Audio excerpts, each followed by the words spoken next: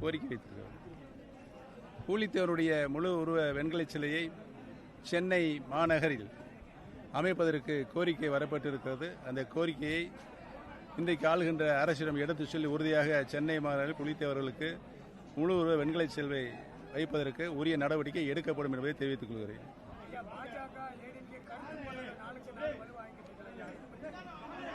கருத்து முதல் யார் நிகழ்த்திக் கொண்டிருக்கிறார் அவரிடம் கேட்க வேண்டிய கேள்வி நீங்கள். இதை நான் ஏற்கனவே திரைப்பட நடிகர் விஜய் அவர்கள் அரசியல் ரீதியாக இயக்கத்தை ஆரம்பிக்க போகிறார் என்று அறிவித்தவுடனே எங்களுடைய வாழ்த்துக்களை தெரிவித்திருக்கிறேன்.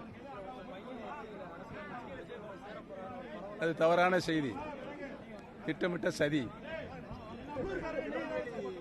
மாவட்ட ஆட்சியர் அலுவலகத்தில் முன்னாடி பூலித்தேவர் மாளிகைன்னு பேர் வச்சிருந்தாங்க. இப்ப அதை முடிச்சு புதுசா பேரே வைக்கல. அதுக்கு அரசு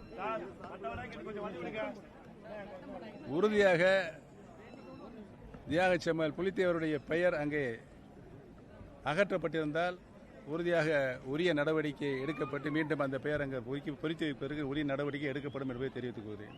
நாளுக்கு நாள் கனிம வளம் பெருகி கேரளாவுக்கு போய்கிட்டு இருக்கு. அதுக்கு நம்மளுடைய அமைப்பின் சார்பில் போராட்டங்கள் ஏற்கனவே நடைபெற்றுக் கொண்டிருக்கின்ற ஆட்சிக்கு பல்வேறு சட்ட ஒழுங்கு பிரச்சனை சீர்கெட்டு கிடக்கிறது. போதைப் பொருள் எங்கும் தாராளமாக இங்கு விற்பனை தளமாக இருக்கிறது.